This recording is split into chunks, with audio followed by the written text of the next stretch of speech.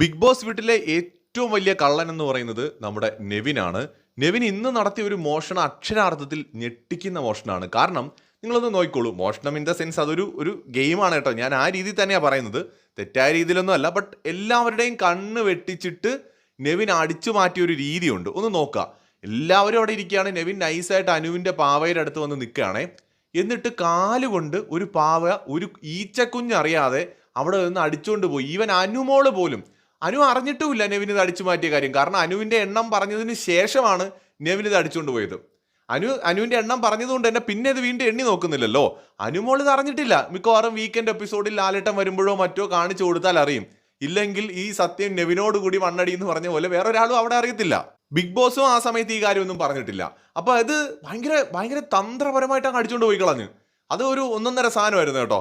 ഒരു മനുഷ്യൻ കണ്ടില്ല എന്നുള്ളതാണ്. കൂടുതൽ അപ്ഡേറ്റുകളുമായി വീണ്ടും വരാം.